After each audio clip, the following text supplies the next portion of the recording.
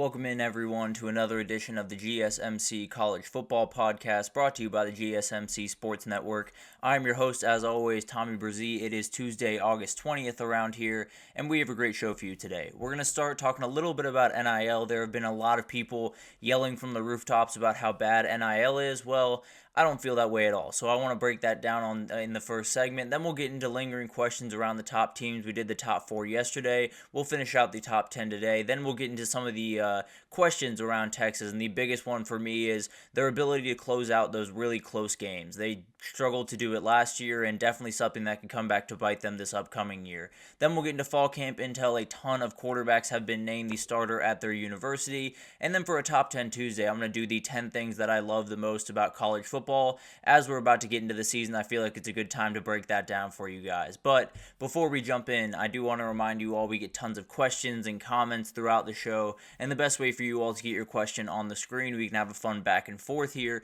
is to use that little $sign at the bottom of the chat. It has a super chat feature that you can leave any question, any comment that you'd like, and you can get it on the screen for the show. You can also use the gsmcpodcast.net page if that's a little bit easier for you, but sometimes it's just a little bit easier to go down to the bottom of the chat, find that $sign, and leave a little question or something. This is a great way for you all to get a little bit more interactive in the show, which is obviously what I want around here, and definitely helps us out as well, obviously. So definitely use that if you'd like to, but let's go ahead and jump in, and let's talk about NIL, and this has been a big topic of conversation, especially recently, with a couple of the big-time commitments that have happened around the country, and it's created a very, very interesting conversation, because really since NIL has been introduced, there's been a lot of people kind of bemoaning it, a lot of people, worried about what the future holds for this thing, and worried that everyone's just worrying about how much money that they can make, not, where's the best situation for me, where would I thrive the most, where would I do the best, and that's a real concern. I'm not here to tell you that those worries do not exist, because they absolutely do, but overall, I think when you talk about NIL, there's tons of pitfalls, there's tons of things that we can, that can go wrong, whether it's coaches lying to players about the amount of money that they're going to make, or players, prioritizing that a little bit too much in their recruitment and kind of getting themselves into a tough place. But overall, I think when you talk about this stuff, it really comes down to a couple of things, and it really comes down to the fact that it's been a very, very long time that these universities have been essentially working these guys for 80-hour weeks. You would be astounded by the amount of time they spend worrying about football, whether it's, study or film study or on the practice field in games. They put in incredible amounts of time, and for a very long time they were getting nothing for their pay. I understand they got a little bit of scholarship, but let's not act like that's remotely the same thing as what they should have been getting, which is likely some type of paycheck. Now,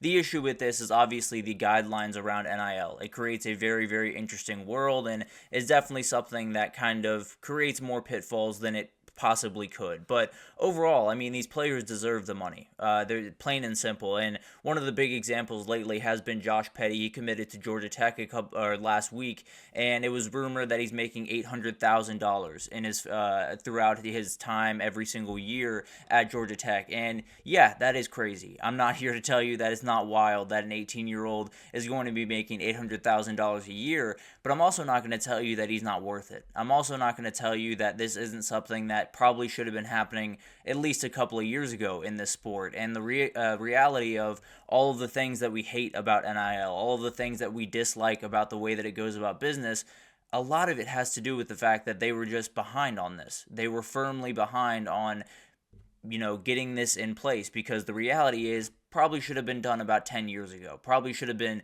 talked about 15 years ago, but it had to be state governments getting into play, whether it was Florida or California, to force their hand, and now we live in a world with very little guidelines around it. So, yes, Josh Petty making $800,000 a year is a pretty wild thing. David Sanders, it said that he has a big-time NIL deal waiting for him at Tennessee. But also, it's not a problem. It is wild. It is a sign of the times. But at the end of the day, it's not a bad thing. It's the reality of this sport. These two players are seem to be at least, guys that can bring in a ton of money to your football program. And on top of that, you have other guys that are already in college, whether it's Quinn Ewers or Shedeur Sanders or Arch Manning or whoever, that are going to bring value into your program. Period. End of story. And for a long time, that value went straight to the head coach, went straight to the assistants, went to facilities, went to the AD, went to the it went to people that, frankly, were not putting in the work that these players are. So I understand the worry. Don't get me wrong. I fully understand that there is some problems here, and I fully understand, and I'll actually get into some of Mike Gundy's comments here in a second and break down why he was entirely right about this situation. But you talk about NIL, there's so many great things that have come from it. There's so many beautiful examples of kids, using it the right way. We talked about Colin Simmons last week, has set up a foundation for kids in his area to help out with autism using the NIL money that he's made. Caleb Williams had a NIL deal with a company, and he said, give it all to the O-linemen because they deserve a little bit of this money as well. There are things that can be done to make this a really, really beautiful thing, a thing that can be utilized by all of these players in the right way. The problem is, as of right now, there's not guidelines to figure out how it's supposed to be utilized and how recruiting is supposed to work and how these kids are supposed to handle this money once they get it. And I understand there's, a little bit of a gray area of telling kids how to spend their money, but there isn't a gray area of informing them of the best way to go about business, of informing them of the best way to use that money and utilize it going forward. So it's not something that, runs out very quickly, and it's not something that gets in the way of your college football career, which is actually something I'll get into right now, because there was a very interesting conversation that happened this past week with Mike Gundy, where he was talking about kind of the pitfalls of NIL, or really, he was really just talking about where his mind is at as they head into this season and kind of the way that they're, getting ready for this upcoming year. And he had some very interesting comments, and I'm realizing now that I forgot to put Mike Gundy in here. But at the end of the day, he was talking about this upcoming year and where his mind's at and everything that's kind of coming up. And he had a very, very interesting quote that made some people mad for whatever reason. But at the end of the day, he said, the good news is the next 5 months we can just play football. There's no negotiating now. The portal's closed, the negotiations, history, now we're playing football. The business side of what we do now, we have to have those conversations with them. Tell your agent to quit calling us and asking for money. It's non-negotiable now. We'll start again in December. That's the right sentiment. Period. End of story. Because we talk about NIL, and I understand kids have to be focused on it and they have to worry about it as they head in, because the reality is football is one of those sports that it could end in a day and you never have that moment back. So I understand, focusing on that and that being a part of your recruitment, and I will never be someone that gets mad at the kid for weighing that pretty heavily when they're going into recruitment. But at the same time, your value is made on the football field. That's where you get the most of your NIL money, is playing really good football. And you can't do that if you're worrying about how much money you're going to make in September or how much money you're going to make in October.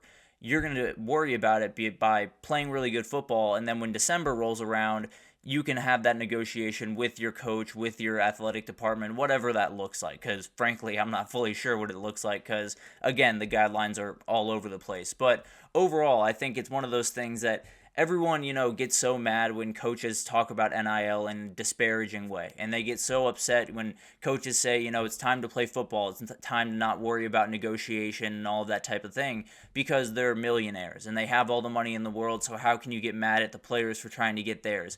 And I get that. I understand that that's an argument. But the reality is, Mike Gundy is doing what's best for the players. What's best for the players is them focusing on football. What's best for the players is making sure that their ducks are in a row for this season, because if they're not, that NIL money's not coming through, because you're not going to be a good enough player for any business, any company to really look at you that way. So that's the big thing here, where there is a time and place for NIL. There is a time when you are, as a recruit, to get in with the coaches and have that conversation. No doubt about that. There is a good time to do that. And before the season is when to do that. But when you lace up those cleats and when you get on that field, it's time to go play football. And frankly, it lends yourself to making more NIL money in the long run. Because if you play really good football, you're going to get NIL money. It's the same thing that's happened with Carson Beck, with Quinn Ewers, with a number of elite athletes in this sport.